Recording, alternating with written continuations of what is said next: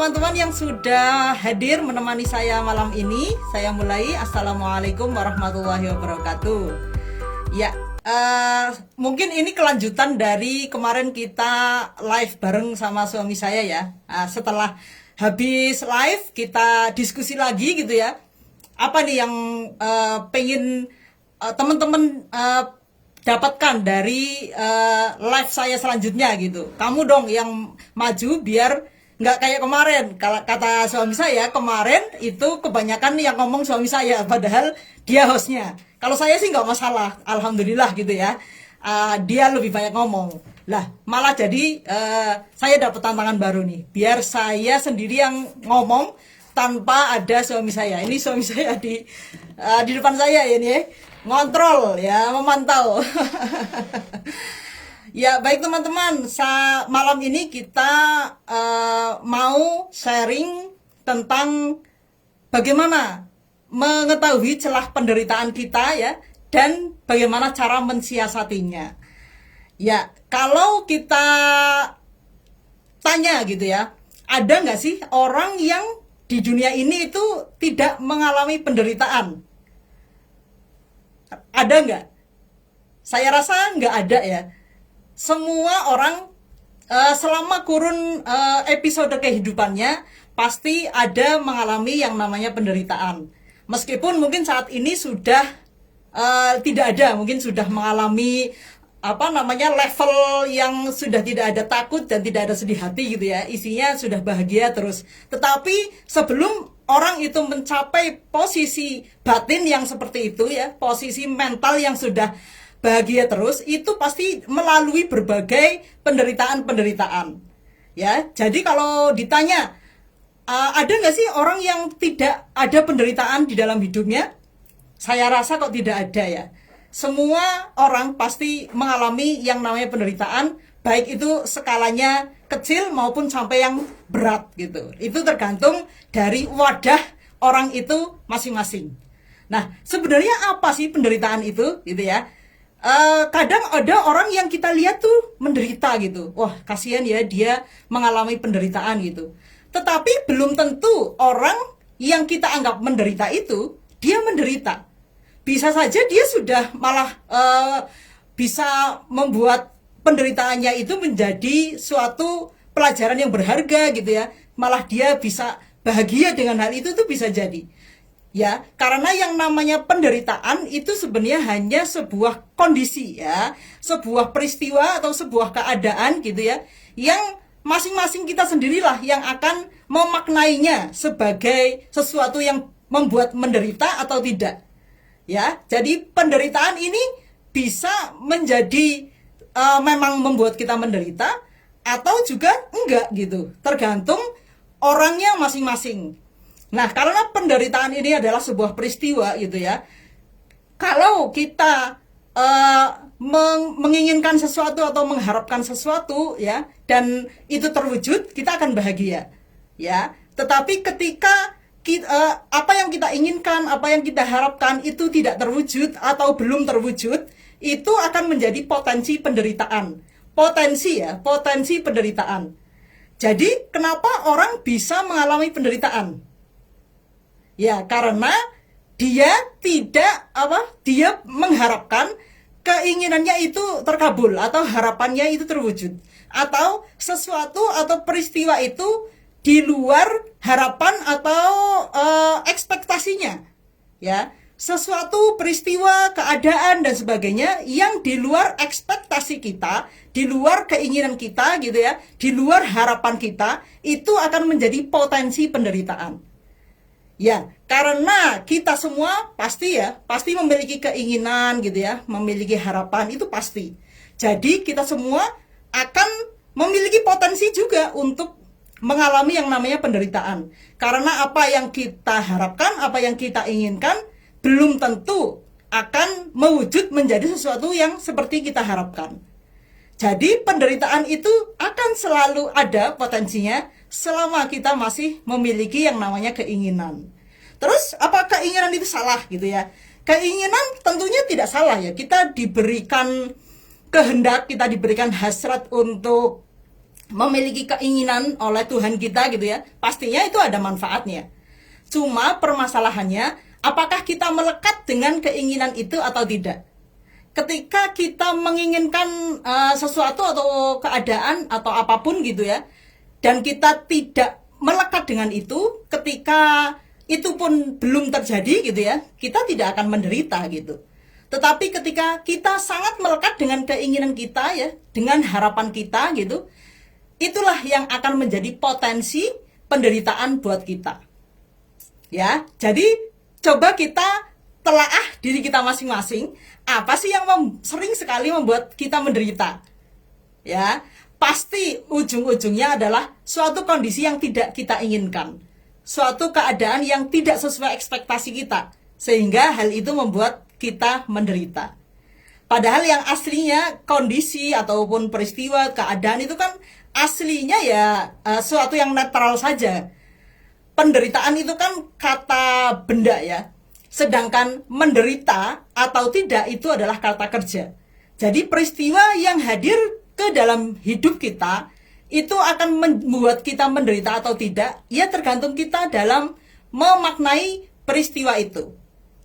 Ya, itulah kenapa setiap manusia ketika dia masih memiliki keinginan gitu, semuanya masih memiliki potensi untuk mengalami yang namanya penderitaan. Tinggal apakah penderitaan itu akan membuat orang itu terlalu dalam menderita, atau penderitaan itu bisa kita ubah ya, kita maknai dengan sesuatu yang kita lampaui gitu, sehingga penderitaan itu menjadi bukan penderitaan gitu, tetapi malah justru menjadi hal yang menjadi batu loncatan untuk membuat kita lebih berdaya. Ya. Nah, mari kita lihat apa potensi penderitaan yang sering kita alami atau sudah pernah teman-teman alami, atau mungkin sekarang sedang mengalami yang namanya sedang menderita gitu. Coba kita lihat. Saya evaluasi diri saya dulu ya. Saya ceritakan tentang diri saya, bagaimana saya melalui rasa-rasa menderita ya atas peristiwa saya yang dulu pernah saya lalui. Ya, misalnya dulu waktu ibu saya meninggal gitu. Saya orang yang sangat dekat ya, saya anak bungsu, saya dekat sekali dengan ibu saya. Tidur selalu dengan ibu saya gitu ya. Nah, ketika tiba-tiba ibu saya meninggal dunia, itu peristiwa yang buat saya itu membuat saya sangat menderita ya.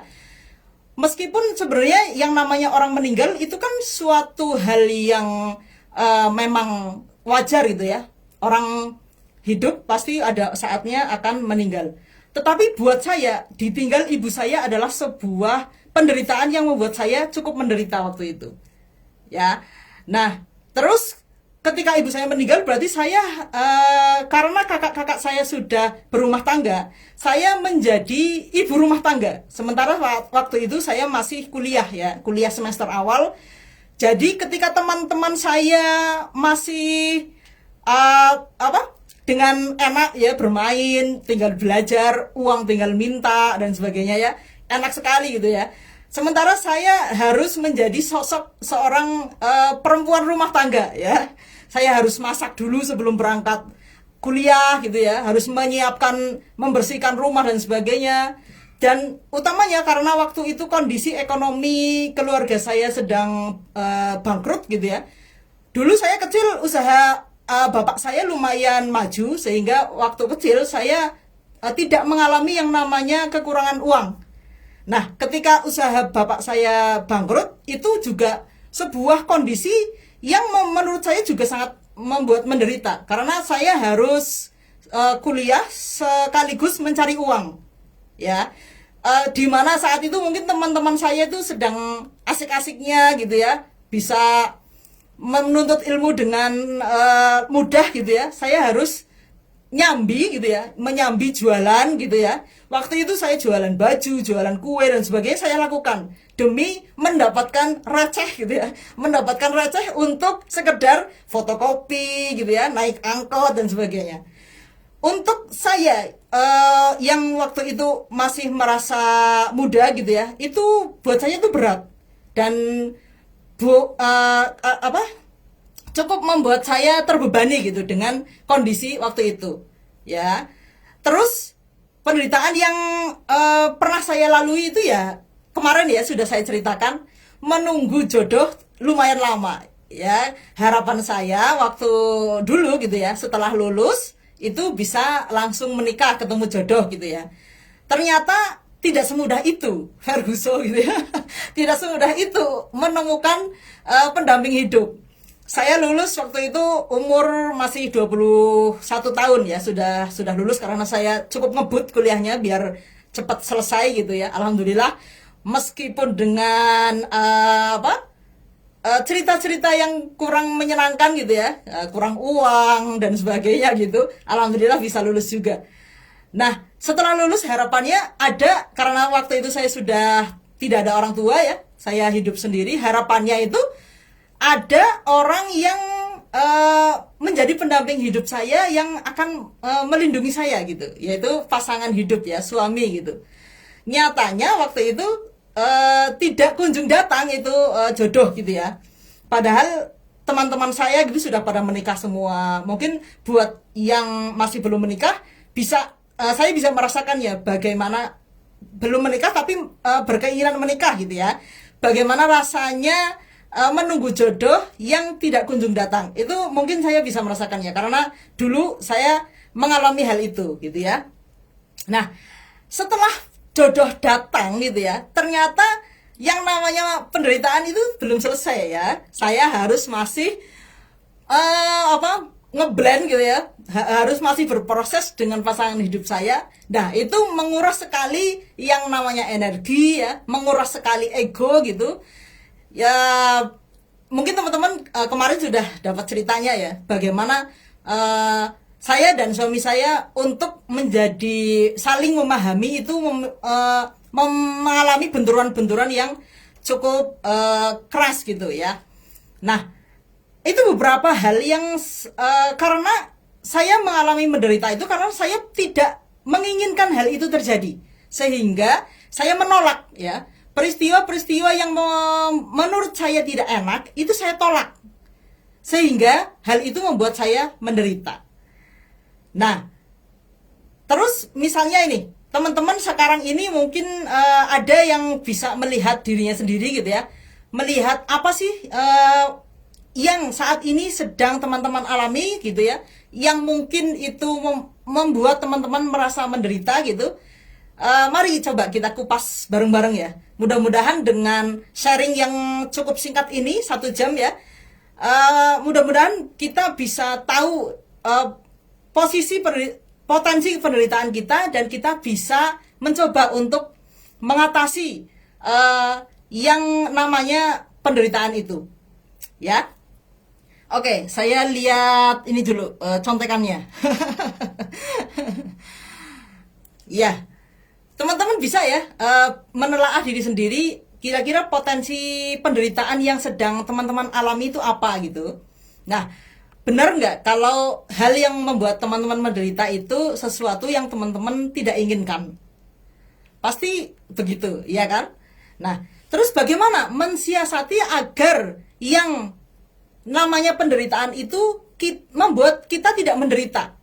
Ya, peristiwa dan keadaan atau kondisi ataupun orang lain gitu ya, itu kan sesuatu yang tidak bisa kita kontrol, ya kan? Kita hanya bisa mengontrol persepsi yang ada di dalam diri kita. Jadi misalnya sesuatu itu tidak kita inginkan, kita tidak bisa kontrol, kita hanya bisa menerimanya. Nah, terus bagaimana? Menerima itu juga nggak mudah loh. Iya, benar. Menerima itu tidak bisa tiba-tiba kita menjadi orang yang bisa mudah untuk menerima gitu. Memang tidak seperti itu ya. Saya bisa dalam kondisi emosi yang seperti saat ini juga karena sudah dibangun dari dulu gitu ya. Sudah dibangun sejak saya ingatnya sejak ibu saya meninggal itu. Kayaknya ego itu mulai dikikis gitu. Mulai dikikis agar mental saya itu lebih kuat. Nah, ketika teman-teman saat ini masih mengalami yang namanya menderita dan belum bisa menerima, ya tidak apa-apa.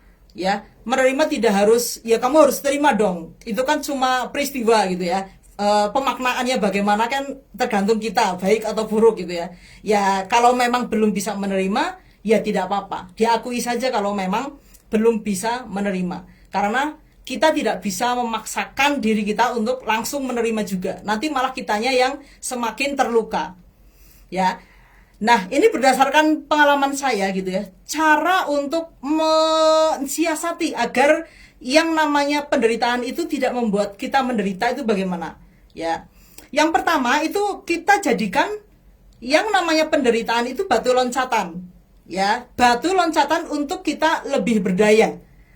Misalnya saya dulu waktu kuliah gitu ya, sambil nyari-nyari kerjaan sambilan gitu, saya menjadikan malah jadi lebih kuat. Karena apa? Di mana teman-teman saya mungkin masih dengan asiknya minta uang ke orang tua gitu ya, saya sudah berlatih bagaimana mencari uang sendiri.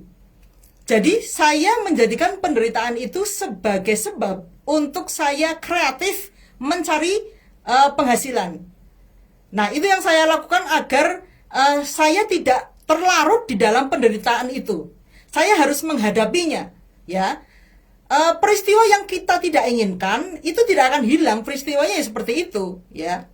Kita tidak bisa menghindar. Ketika kita menghindar, akhirnya kita akan terlarut di dalam drama, ya, di dalam drama penderitaan, tidak lepas-lepas. Tetapi ketika kita berani menghadapinya, kita akan semakin kuat dan kita akan diberikan jalan untuk membuat hati kita jadi lebih lapang gitu, menghadapi kondisi yang memang kita tidak inginkan itu jadi lebih mudah untuk menghadapinya. Ketika kita tidak berani menghadapinya, kita akan terlarut terus di dalam penderitaan itu.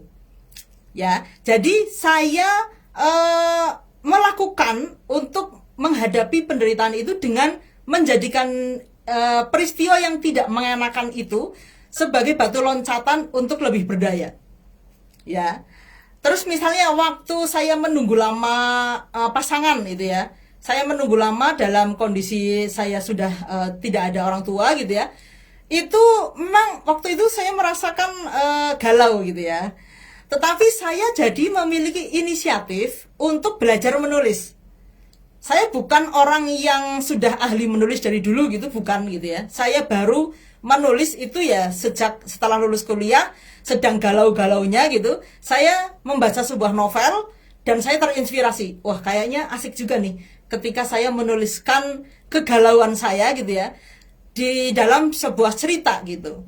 Tetapi tentunya ceritanya tidak cerita tentang kegalauan gitu ya. Ceritanya tentang bagaimana sesuatu itu bisa menginspirasi gitu. Tetapi yang menjadi dasar adalah kondisi saya yang menurut saya saat itu sedang menderita. Ya. Nah, dengan saya mengalami penderitaan itu, saya malah jadi terdorong untuk berlatih menulis. Sementara waktu itu yang namanya kursus-kursus menulis itu belum banjir sekarang gitu ya. Saya tidak ada guru menulis sama sekali. Saya hanya ngarang saja, ya. Tidak ada waktu itu internet juga masih sangat jarang ya. Sementara saya tidak punya laptop, saya tidak punya komputer gitu.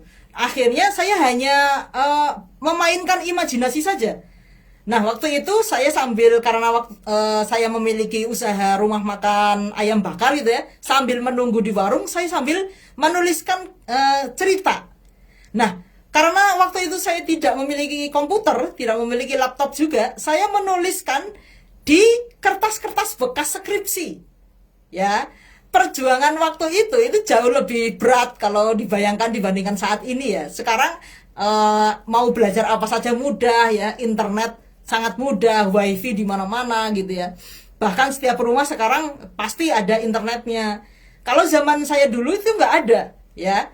Saya benar-benar terdorong, terinspirasi untuk menulis novel ya. Itu atas dasar dorongan bahwa saya tidak mau galau yang berkelanjutan, tetapi galau saya itu dimanfaatkan untuk sesuatu yang berguna gitu, sesuatu yang bermanfaat. Akhirnya saya latihan menulis itu di sebuah kertas bekas skripsi yang udah dicoret-coret dosen itu. Saya nulis di situ. Waktu udah selesai, saya pergi ke kota, ngetik di rentalan komputer. Ya, itu berhari-hari gitu. Sampai si tukang rentalnya itu tanya, ngetik apa sih Mbak gitu. Saya bilang ngetik novel dengan PD-nya waktu itu ya. Sementara waktu itu novel itu belum, istilahnya belum sebanter sekarang ya, semua orang sudah bisa membaca novel. Waktu dulu novel itu ya hanya orang-orang di kota saja yang bisa mengakses gitu ya.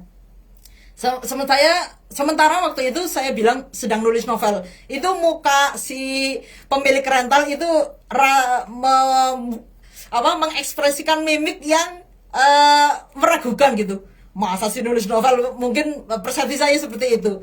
Dan waktu itu saya pede aja gitu, tidak menghiraukan hal itu gitu ya. Ya, kan saya yang nulis, nggak ada urusan dengan pemilik rental. Yang penting kan saya bayar gitu ya. Nah, itu belum selesai. Ketika saya sudah menulis di rentalan, saya print, itu satu bundle itu ada 400 halaman waktu itu. Novel saya cukup tebal yang pertama ya. Saya kirimkan ke penerbit yang cukup populer waktu itu, penerbit di Bandung, Mizan kalau nggak salah ya. Penerimaan yang namanya naskah dulu dan sekarang itu jauh berbeda. Sekarang nggak usah di print, langsung kirim via email sudah jadi gitu ya. Dulu untuk mengirim naskah itu harus hardcover, harus dikirim senaskah-naskahnya via pos gitu ya, di meja penerbit. Saya harus menunggu dulu 1 sampai 2 bulan gitu untuk mendapatkan email. Nah, ternyata dengan saya sudah pede ya, semangat 45 gitu ya, menulis berhari-hari, mengetik di rentalan berminggu-minggu juga gitu, dan saya kirim menunggu sampai mungkin 2 bulan atau 3 bulan gitu ya, dan jawabannya ternyata novel saya ditolak ya, naskah saya ditolak. Wah, itu lumayan ngeblank gitu ya. Wah, ini saya harus bagaimana lagi gitu ya. Tetapi saya waktu itu tidak putus asa ya. Karena judul novel saya juga jangan pernah putus asa gitu. Jadi saya nggak putus asa, saya minta feedback dari penerbit apa kekurangan naskah saya gitu. Dari penerbit memberikan feedbacknya. Lah, dari feedback itu saya koreksi lagi, saya edit lagi, dan seterusnya saya kirim lagi ke penerbit lain, dan ternyata ditolak juga. Wah, ini perjuangannya lumayan ya, untuk menjadi seorang penulis perjuangannya lumayan ya. Tetapi sekali lagi saya tidak putus asa. Waktu itu saya ambil lagi, saya koreksi lagi, dan saya kirim lagi ke penerbit lain, dan alhamdulillah waktu itu novel saya diterima di salah satu penerbit mayor di Indonesia. Nah, hal-hal yang membuat saya awalnya menderita itu ketika kita bisa memaknainya dan membuat itu sebagai batu loncatan untuk kita lebih berdaya, itu akan menuaikan sebuah kesuksesan yang lain gitu ya. Ketika novel saya sudah ada dipajang di seluruh Gramedia dan toko-toko buku lainnya di seluruh Indonesia, wah, rasanya bahagianya itu sangat membuncah. Ya, bahagia sekali gitu ya. Terlebih waktu itu juga yang namanya jodoh yang selama ini saya tunggu-tunggu akhirnya datang juga. Akhirnya saya mendapatkan kebahagiaan yang double-double ya. Jadi kalau menurut saya yang namanya peristiwa yang menderita dan peristiwa yang membahagiakan itu hanya silih berganti saja ya. Kadang karena kita kan hidup selalu mengalir ya, jadi kita bisa menemui peristiwa yang membuat kita tidak enak, kita juga bisa menemui peristiwa yang membuat kita bahagia ya. Dan ketika kita bisa memanfaatkan momen-momen yang membuat kita merasa menderita dengan membuatnya sebagai batu loncatan, itu justru kita akan berterima kasih atas peristiwa itu ya. Ketika dulu saya merasa menderita ditinggal ibu saya memaknainya, wah, ini saya menjadi sarana untuk menjadikan saya belajar masak dan mencari uang gitu ya, kreatif mencari penghasilan, sehingga ketika saya lulus saya bisa membuka warung rumah makan gitu. Ketika saya menunggu lama pasangan hidup saya gitu ya, saya bisa memanfaatkan hal itu sebagai batu loncatan untuk saya belajar menulis. Nah, jadi ketika teman-teman saat ini sedang mengalami yang namanya penderitaan, jadikan hal itu sebagai batu loncatan untuk teman-teman berdaya, lebih berdaya akan hal itu. Apa sih yang bisa Anda lakukan dengan modal menderita Anda itu gitu ya. Jadi kalau menurut Mas Arief itu jangan mau rugi dua kali. Sudah rugi dengan peristiwa yang membuat kita menderita, terus kita rugi tidak memanfaatkan hal penderitaan itu untuk hal apapun gitu ya, yang memberdayakan diri kita. Nah, ketika kita bisa memahami hal ini, mudah-mudahan apapun penderitaan yang sedang kita alami saat ini itu bisa kita jadikan sebagai batu loncatan untuk kita lebih berdaya lagi. Apapun itu gitu ya. Kreativitas apapun itu silahkan teman-teman lakukan ya. Terus kita juga bisa menjadikan yang namanya penderitaan itu sebagai jalan pencerahan ya. Kita tahu gitu ya, yang namanya pencerahan atau mungkin hikmah gitu ya, atau pelajaran itu tidak mungkin didapatkan saat seseorang hanya merasakan gembira saja gitu ya, senang saja. Kita bisa lihat para peneliti, para penemu ya, para pebisnis gitu, apalagi para ulama, para nabi gitu, pasti beliau-beliau mengalami yang namanya penderitaan sehingga hal itu menjadi batu loncatan untuk beliau-beliau mengalami pencerahan. Pencerahan ini bukan harus yang namanya pencerahan yang bagaimana gitu, bukan ya. Tetapi kita bisa mendapatkan hikmah saja itu sudah yang namanya sebuah pencerahan gitu.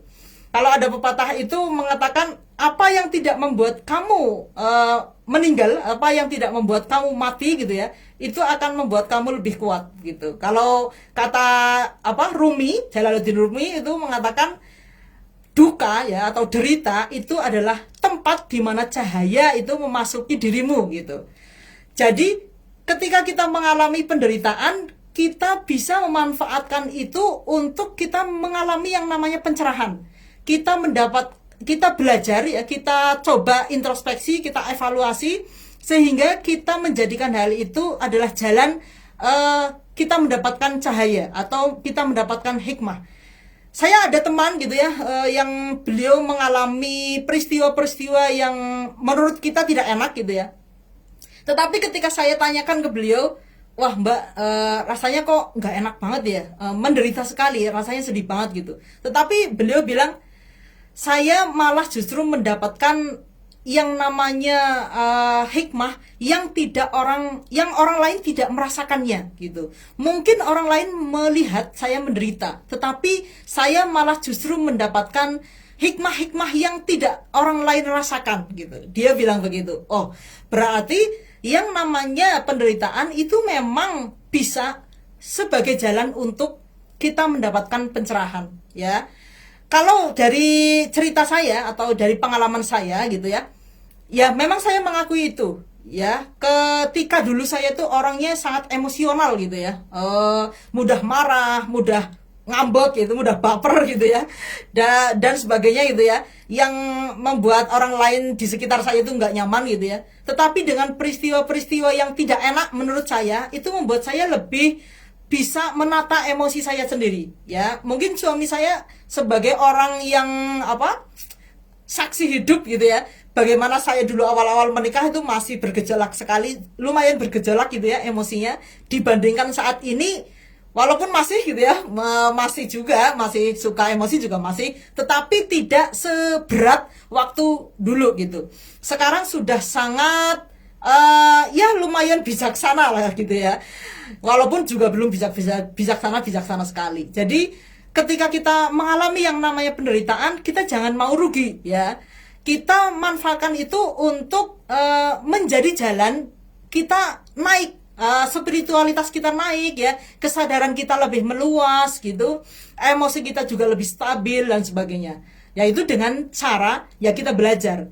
Teman-teman yang sekarang malam ini hadir gitu ya, saya yakin adalah orang-orang yang senang belajar sehingga mau ikutan nonton live saya ini. Jadi ketika kita merasakan yang namanya derita, jangan khawatir, itu adalah jalan kita mencapai yang namanya pencerahan ya. Terus bagaimana cara kita mensiasati agar tidak merugi itu? Yang ketiga adalah kita jadikan penderitaan itu untuk diri kita menjadi lebih kuat gitu ya. orang yang berani menghadapi penderitaannya, ya, dia tidak menghindar, dia mengakui bahwa ada peristiwa yang tidak baik gitu, menurut dia gitu, dan berani menghadapinya, itu lama kelamaan itu dia akan semakin kuat mentalnya. Ya, jadi yang namanya kita merasa sedang tidak baik itu ya baik gitu. Tidak apa-apa, saya sedang mengalami yang namanya menderita misalnya karena peristiwa ini gitu misalnya. Tidak apa-apa kita mengakui dulu. Kita akui bahwa kita memang sedang merasa tidak baik. Ketika kita bisa mengakui diri kita sedang tidak baik, itu kita jadi berani ya. Kita tidak berpura-pura. Wah, saya bahagia kok gitu ya. Saya tidak apa-apa, saya masih bisa tersenyum, saya baik-baik saja dan sebagainya. Tetapi di dalam batinnya itu ada mengeluh, marah, sedih dan sebagainya gitu ya. Itu namanya membohongi diri sendiri ya, tidak jujur terhadap diri sendiri. Ya, ada apa? Bukan pepatah sih, omongan orang aja ya. Bahagia itu bisa pura-pura gitu ya. Pura-pura bahagia itu mudah. Tetapi pura-pura langsing itu tidak bisa gitu ya. Ini yang ngomong begini orang yang jualan pelangsing gitu ya. Bahagia mungkin bisa pura-pura bahagia gitu, tetapi yang namanya langsing itu tidak bisa dipura-pura. Nah, maksudnya kita ketika menghadapi yang namanya penderitaan dan kita memang masih belum sanggup masih menderita dengan hal itu, belum bisa melihat sisi positif atau sisi baiknya gitu ya. Ya tidak apa-apa, kita akui saja dan jadinya kita berani menghadapinya. Dengan kita mengakui, sebenarnya itu satu langkah yang positif untuk kita bisa melewati yang namanya penderitaan. Tetapi ketika kita menolak ya, ketika kita berpura-pura tidak mengakui bahwa kita sedang menderita gitu ya, kita tidak jujur terhadap diri sendiri, ya itu malah jadinya bisa penderitaan itu akan terus bergejolak gitu ya, tidak selesai-selesai gitu. Nah, mungkin itu 3 hal yang bisa kita siasati agar yang namanya penderitaan itu bisa kita jadikan sesuatu untuk membuat kita bertumbuh gitu. Ya, kemudian poin yang terakhir itu bisa nggak sih kita mungkin tidak bisa menghandle seluruh peristiwa yang hadir di dalam hidup kita gitu ya. Memang kita tidak bisa mengkontrol semua peristiwa yang hadir gitu. Tetapi bisa nggak kita melampaui peristiwa yang menurut kita mungkin tidak mengenakan. Nah, ini kalau kita belajar ke para sufi gitu ya, para orang-orang bijak, para orang-orang yang berjalan di jalur spiritual itu, mungkin mereka sudah pada tahap melampaui yang namanya penderitaan, sehingga apapun yang hadir di dalam hidupnya itu semuanya membahagiakan ya. Ada orang-orang yang seperti itu. Tetapi buat kita orang umum yang masih ya level spiritualnya masih jauh gitu ya, kita bisa belajar dari mereka, meskipun kita belum sepenuhnya bisa melampaui gitu ya. Kalau belum bisa melampaui penderitaan ya kita balik lagi ke yang tadi saya ceritakan, kita bisa memakai hal-hal penderitaan itu sebagai batu loncatan atau sebagai untuk lebih berdaya atau sebagai jalan untuk mencapai pencerahan ya, atau menjadikannya untuk kita menjadi mental kita lebih kuat. Nah, kalau menurut Ki Ageng Surya Mentaram gitu ya, yang namanya hidup itu mulur mungkret ya. Mulur itu sesuatu yang membuat kita bahagia, mungkret itu sesuatu yang membuat hati kita sempit. Nah, yang namanya mulur mungkret itu suatu aliran hidup yang memang seperti itu. Jadi ada kalanya mulur, ada kalanya mungkret. Dan kabar yang membahagiakan, yang namanya mulur itu tidak selamanya gitu ya. Yang namanya mungkret pun tidak selamanya. Jadi penderitaan itu tidak selamanya akan seperti itu. Lama-lama kita juga akan mengalami hal yang membahagiakan gitu. Yang namanya mulur atau hal-hal yang membuat kita bahagia itu juga nggak selamanya. Lama-lama kita juga akan mengalami yang namanya mungkret juga. Jadi kondisi yang baik gitu ya, kondisi yang utama menurut Ki Ageng Surya Mentaram itu ya sedang-sedang saja ya. kita menjalaninya apa adanya, begini apapun itu ya, baik itu mulur maupun mungkrot.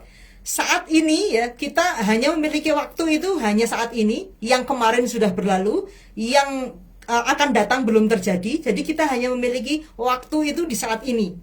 Jadi kita hidup ya saat ini saja. Apapun yang terjadi itu kita terima gitu. Ya.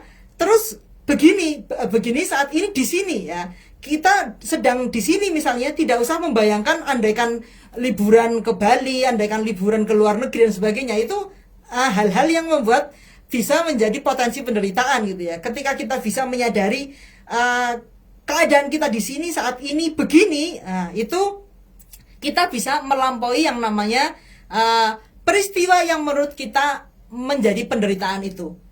Nah, terus sebentar saya lihat dulu ya.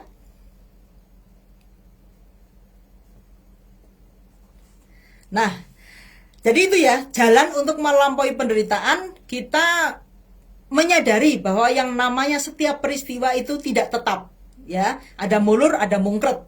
Ada saatnya kita mengalami hal yang membahagiakan, ada saatnya kita mengalami hal yang tidak membahagiakan. Nah, ketika kita bisa menyadari itu, jadinya kita tidak terlalu melekat pada peristiwa yang terjadi di dalam hidup kita. Gitu. Terus kita kalau kita belajar kepada para sufi gitu ya, para pencari jalan pencerahan gitu, mereka justru menantang dirinya dengan hal-hal yang membuat mereka tidak nyaman. Ya, jadi mereka memberikan tantangan kepada dirinya sendiri dengan hal yang tidak nyaman. Kalau kita kan selama ini kondisi atau peristiwa yang menurut kita menjadi tidak nyaman itu kan hadir tanpa kita yang mengontrol gitu ya. Tetapi kalau kita belajar pada para mereka-mereka guru-guru yang berjalan di jalan spiritual, itu mereka dengan sendirinya menantang dirinya untuk mengalami hal-hal yang tidak menyenangkan. Maksudnya bagaimana? Maksudnya begini. Jadi orang-orang yang memang sudah paham bahwa hidup itu ada kalanya menyenangkan, ada kalanya tidak menyenangkan, itu mereka membuat tantangan untuk dirinya sendiri dengan tantangan yang tidak menyenangkan.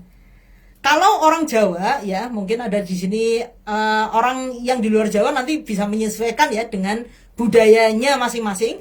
Kalau orang Jawa itu biasanya menyebutnya dengan tirakat.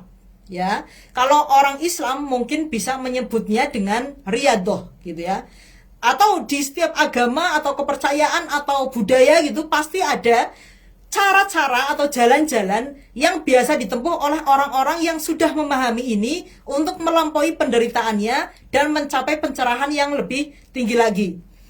Nah, yang namanya tirakat itu macam-macam ya, bisa dengan puasa, bisa dengan bangun malam ya, bisa dengan menyedekahkan hartanya dengan sedekah yang banyak gitu ya. Itu adalah cara-cara kita menantang diri kita sendiri dengan hal yang tidak nyaman. Sebelum peristiwa yang gak nyaman itu dihadirkan di dalam hidup kita, kita sudah merasakan ketidaknyamanan itu. Intinya kan kita merasakan ketidaknyamanan kan. Nah, ketidaknyamanan yang kita buat sendiri, yang kita kontrol, itu akan lebih membuat diri kita tuh lebih bisa mengontrol dibandingkan kita diberikan yang namanya peristiwa yang tidak bisa kita kontrol. Jadi ketika kita sudah terbiasa dengan yang namanya tidak mengenakan diri gitu ya, misalnya dengan melaparkan perut, dengan bangun malam ya, dengan sedekah gitu ya, kita dapat uang nyari kerja sendiri kok masa disedekahin. Kan biasanya ada orang yang masih sayang ya dengan mengeluarkan hartanya, itu kan masih ada sayang-sayangnya gitu. Nah, dengan kita menantang diri kita sendiri melakukan hal-hal yang tidak menyenangkan, itu sebenarnya kita sedang mengalami yang namanya penderitaan, tetapi penderitaan yang kita kontrol. Nah, ini juga bisa menjadi jalan agar kita bisa melampaui yang namanya penderitaan itu. Ya, mungkin itu ya yang bisa saya sharingkan, bagaimana menelaah diri kita sendiri, apa potensi penderitaan kita gitu ya. Mungkin saat ini ada teman-teman yang sedang mengalami penderitaan, kita telaah gitu. Terus bagaimana mensiasati penderitaan itu agar kita tidak merugi gitu ya.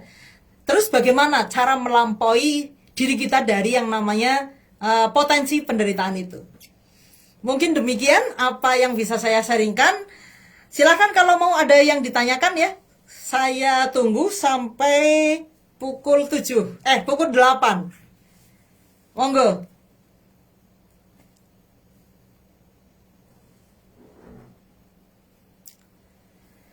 Baik, ini sebelum ada yang bertanya, ada yang bertanya nggak? Ini ada suami saya ya. Ya, yang mau nanya, monggo. Oh iya, saya juga ini ada yang keinget nih. Yang namanya peristiwa negatif yang kita sebut sebagai penderitaan ya, yang tidak menyenangkan gitu, itu sangat bermanfaat sebenarnya untuk diri kita ya. Ada menurut penelitian siapa saya lupa gitu ya. Ketika orang dari kecil tidak pernah merasakan yang namanya peristiwa negatif, tuh misalnya anaknya orang kaya gitu ya, hidupnya enak terus sampai dewasa, itu dia akan mudah rapuh gitu. Ketika satu hal saja yang membuat dia merasa tidak nyaman, dan satu hal itu sebenarnya hal yang sepele gitu ya, itu bisa membuat seseorang itu rapuh ya. Jadi peristiwa negatif itu sebenarnya untuk bermanfaat untuk diri kita ya, membuat diri kita jadi kuat ya. Kalau dilihat dari perbandingannya, kalau tidak salah ini ya, karena saya tidak membuka hasil penelitiannya, cuma ingat-ingat aja. Kalau tidak salah itu ada 3:1. Jadi kita mengalami peristiwa negatif itu 1, dan kita mengalami peristiwa positif itu 3, itu aman buat kita. Jadi kita kuat, balance gitu. Tetapi bermasalah juga ketika peristiwa negatifnya itu bertubi-tubi. Banyak sekali peristiwa negatifnya, dan dia tidak mengalami peristiwa yang positif, mengalami hal yang positif, itu juga membuat orang sakit ya. Makanya kita kan ada melihat orang sakit jiwa ya, orang putus asa, stres dan sebagainya. Itu karena mungkin ya peristiwa negatif yang dialami oleh dirinya itu terlalu banyak dibandingkan peristiwa positif yang dia alami ya. Jadi ketika nggak ada peristiwa negatif yang dialami oleh orang gitu, itu bisa membuat orang itu mudah pecah. Ketika terlalu banyak peristiwa negatif, itu juga bisa membuat orang jadi sakit ya. Jadi harus balance gitu. Jadi 3:1 itu yang imbang. Kita mengalami peristiwa negatif 1 kali, kita mesti menambalnya gitu ya, dengan peristiwa positif 3 kali. Itu yang saya ingat seperti itu. Jadi ketika kita menghadapi peristiwa negatif, ya jadikan itu sebagai sarana. Memang harus mengalami itu, dan membuat hal itu membuat kita menjadi lebih kuat. Ya, udah. Ada nggak yang bertanya? Ya, pertanyaannya yang pertama, apakah penderitaan hidup itu ada polanya? Ada polanya. Wah, ini kajiannya Mas Arief ini ya. Apakah penderitaan hidup itu ada polanya? Iya. Kalau saya jawab ada polanya bagaimana? Ini sebenarnya kajiannya Mas Arief, cuma saya jelaskan menurut pemahaman saya saja ya. Kalau saya jawab mungkin ada ya. Misalnya nih, ada kisah yang saya dapat dari suami saya gitu. Seorang perempuan yang dirinya itu memiliki pasangan yang mungkin membuat tidak harmonis gitu ya. Yang akhirnya berpisah gitu, bercerai gitu. Ternyata itu tuh orang tuanya, terus mbahnya atau kakek neneknya itu juga mengalami hal demikian. Jadi seperti yang namanya penderitaan dalam sebuah perceraian gitu ya. Perceraian itu kan ada yang membuat menderita gitu kan. Itu jadi terpola antara yang terjadi kepada dirinya sama orang tuanya, sama orang tuanya lagi. Itu jadi seperti ada polanya. Jadi bisa disebut yang namanya penderitaan atau peristiwa yang membuat menderita yang dialami oleh seseorang, bisa jadi memang itu terpola gitu. Terus bagaimana cara memutus pola gitu ya, nanti bisa dilihat di YouTube-nya Mas Arief, kayaknya banyak di-sharingkan di sana juga. di YouTube-nya Mas Arif, Arif RH Vibrasi ya. Silahkan ditonton di sana. Ada kayaknya penjelasan tentang memutus pola ya, Yang? Ya. Ya ada. Ada video tentang bagaimana memutus pola yang tidak diharapkan gitu ya. Silahkan. Terima kasih. Ya, kemudian pertanyaan kedua adalah bagaimana cara mengambil hikmah dari penderitaan yang dialami? Nah, bagaimana cara mengambil hikmah? Oke, di buku saya Wisdom in You itu saya jelentrehkan cukup panjang tentang bagaimana kita merefleksi diri ya, agar ketemu yang namanya si hikmah ya. Ya. Jadi bagaimana cara kita mencapai yang namanya hikmah itu, kita mesti refleksi diri ya. Kita tidak terus-menerus menyalahkan peristiwanya, tetapi kita jadikan peristiwa itu sebagai refleksi diri kita. Terus setelah kita refleksi diri, kita mau belajar. Kebanyakan orang itu kadang ya, dia mengeluhkan terus apa yang membuat dia menderita ya, mengeluh terus tetapi tidak mau belajar, tidak mau refleksi diri ya. Nah, seseorang yang sudah mau merefleksi dirinya ya, akhirnya dia terdorong untuk belajar apa sih makna yang bisa saya dapat dari penderitaan yang saya alami misalnya begitu ya. Itu nanti lama-lama dia akan mudah menerima ya. Ketika seseorang belum menerima peristiwa yang membuat dia menderita, yang namanya hikmah itu akan sulit ya.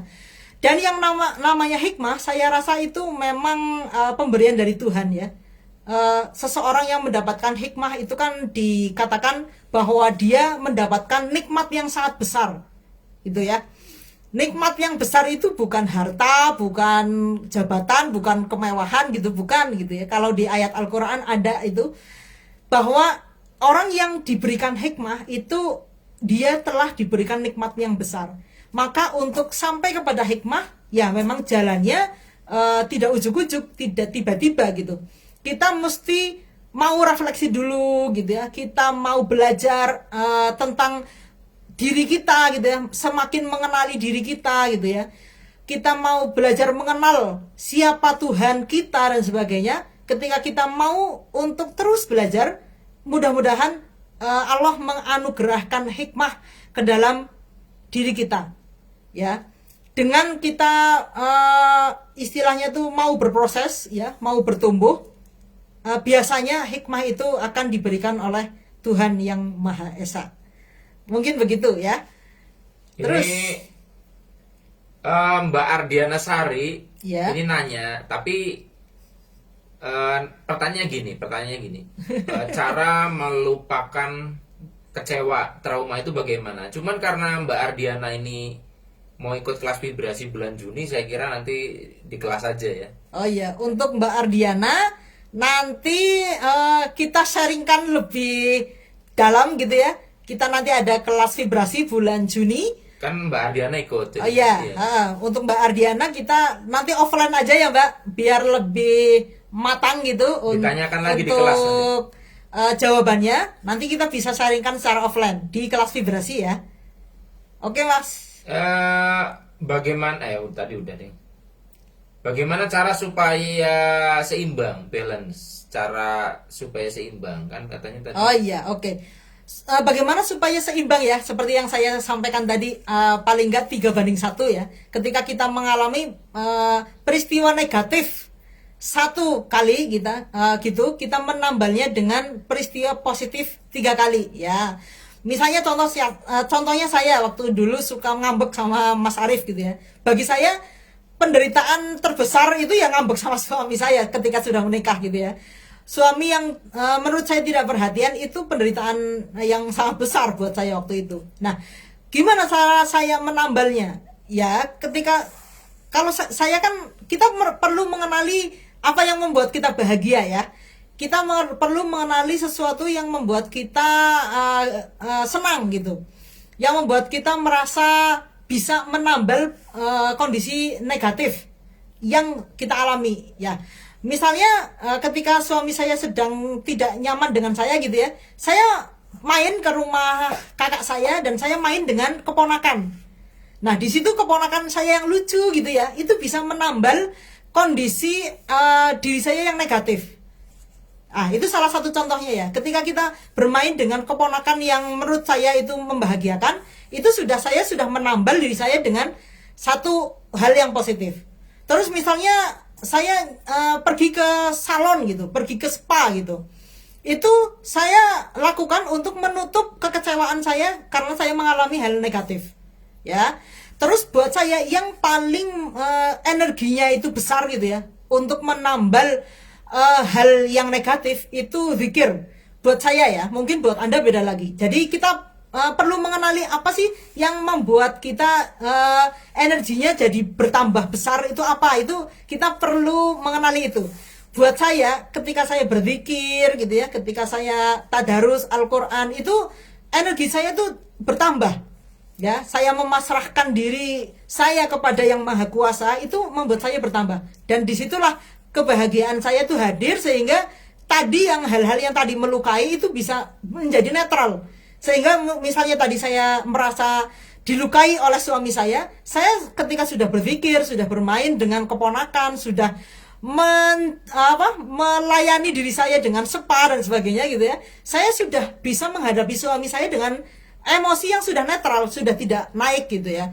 Sehingga suami saya pun akan ketika saya sudah tidak emosi, suami saya kan sudah dia sudah bisa menerima saya dengan lebih welcome ya, dengan lebih sayang gitu. Nah, seperti itu Mbak. Mungkin contohnya dari saya seperti itu. Mungkin Mbaknya bisa dianalisa hal-hal yang membuat Mbak energinya membesar itu apa. Nah, itu bisa Mbak lakukan, Mbak atau Mas ini ya. Mbak atau Mas ini yang bertanya ya. Itu bisa Anda lakukan ketika sedang mengalami hal yang menurut Anda tidak enak gitu, untuk agar balance. Mungkin seperti itu. Gimana? Ini ada pertanyaan tapi terlalu borongan, nggak bakal nyandak waktunya. Jadi 5 menit lagi ya? Iya, saya cari yang lain ya. Ini Mas Randi Siswanto, ini pertanyaannya itu borongan ada 5. Dan ini untuk menjawab pertanyaan ini mungkin 15 menit sendiri. Jadi mungkin 1 atau 2 aja. Yang lain aja, karena ini pertanyaannya nyambung gitu loh. Oh, jadi gitu. nggak bisa dipotong. Saya ini ikut suami ya, mana yang dia pilih pertanyaannya, karena saya nggak lihat di HP yang ada di depan saya. Saya milih suami untuk memilihkan. Ini pertanyaannya, bagaimana cara melepaskan kemelekatan? Nah, ini kenapa materinya materi Mas Arif semua ya? Bagaimana melepas kemelekatan? Ini ada di materi kelasnya Mas Arif ya, kelas vibrasi. Tetapi nggak apa-apa, saya jawab sesuai dengan pengalaman saya ya. Sesuai dengan pengalaman saya. Bagaimana melepas kemelekatan? Ini mungkin kemelekatan kepada keinginan atau harapan, atau mungkin saya artikan seperti itu ya. Melepas kemelekatan kepada keinginan. Gitu nggak? Begitu nggak Yang? Ya. Melepas kemelekatan pada apa ini? Ya cuman gitu doang pertanyaannya. Oh, gitu ya. Karena kemelekatan kan banyak ya. Kepada orang, kepada peristiwa, kepada cita-cita, kepada harapan, itu banyak sekali. Nah, ini saya terjemahkan sebagai kemelekatan kepada keinginan. Mungkin nanti mudah-mudahan bisa menjawab ya. Nah, yang namanya manusia memang kodratnya itu memiliki keinginan ya. Karena kita kan hidup di dunia itu bertumbuh ya. Dulu mungkin saya pengen punya kendaraan. Setelah punya kendaraan, saya meluas lagi keinginannya, pengen punya rumah gitu ya. Setelah punya rumah, pengen punya yang lebih besar lagi, tabungan sekian ratus juta misalnya. Itu tuh orang akan naik terus yang namanya keinginan itu. Nah, berarti salah nggak punya keinginan? Seperti saya tadi bilang gitu ya, sebenarnya tidak salah memiliki keinginan itu, karena kita memang sebagai manusia diberikan sebuah sifat, diberikan yang namanya berkehendak, berkeinginan, itu kita memang diberikan oleh Tuhan Yang Maha Esa itu. Cuma permasalahannya ketika kita melekat kepada keinginannya itu, keinginan kita gitu ya, itu yang akan menjadi potensi menderita. Misalnya keinginan kita tidak tercapai gitu ya. Misalnya Anda memiliki keinginan 1 bulan memiliki omset sekian puluh juta misalnya. dan Anda tidak mencapai itu, jadinya Anda melekat. Bagaimana melepaskan kemelekatannya gitu. Nah, ketika kita sadar bahwa keinginan kita itu hanya sebagai pemicu untuk kita bertumbuh, tetapi kita tidak melekat kepada keinginan itu, kita tidak akan melekat gitu ya. Sehingga kita tidak terlalu susah payah untuk melepaskannya. Tetapi ketika kita sudah melekat sekali dengan saya harus tercapai ini keinginan ini pada waktu tertentu dan dengan jumlah tertentu misalnya, itu yang akan membuat kita menderita. Jadi yang perlu kita lakukan agar kita bisa lepas dari kemelekatan, kalau menurut saya, sadari bahwa kita tidak bisa mengontrol hasilnya. Kita hanya bisa mengontrol sebab, cuma kita tidak bisa mengontrol akibatnya harus seperti apa, itu tidak bisa. Ya, ketika kita ingin mengontrol hasil, itu yang membuat kita melekat. Tetapi ketika kita sadar bahwa kita hanya bisa melakukan sebab-sebab, tetapi yang namanya akibat atau hasil itu di luar kekuasaan kita.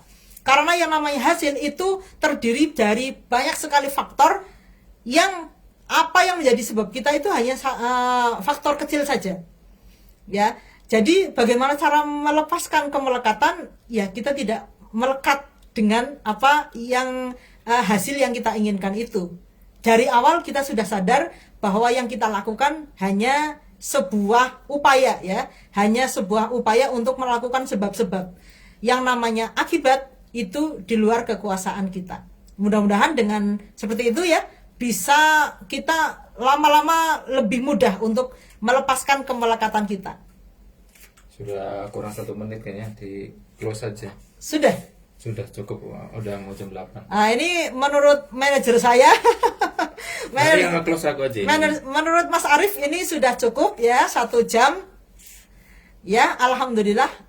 Terima kasih atas kehadiran teman-teman gitu. Nanti misalnya ada pertanyaan yang belum terjawab, mungkin bisa saya respon besok ya melalui chatting, atau bisa japri saya juga, atau bisa teman-teman lihat barangkali ada pertanyaan teman-teman yang sudah saya urai di YouTube saya.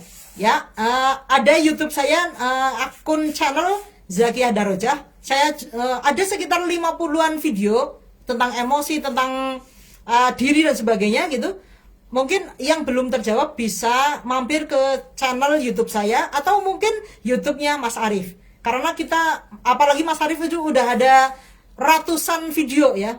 Silahkan teman-teman bisa simak di sana, mudah-mudahan bisa membantu dan bisa menguraikan penderitaan yang sedang teman-teman alami saat ini. Jadi kalau menurut Gede Prama, yang namanya tidak ada yang namanya jiwa yang menderita ya. Yang ada adalah jiwa yang terus bertumbuh, bermekaran gitu. Jadi misalnya saat ini Anda sedang merasakan menderita, tidak usah terlalu cemas gitu ya. Anda sedang dibangun mental dan jiwanya untuk tumbuh menjadi lebih mekar.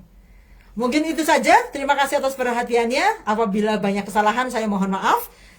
Billahi taufik wal hidayah. Assalamualaikum warahmatullahi wabarakatuh. Waalaikumsalam warahmatullahi wabarakatuh. Ya.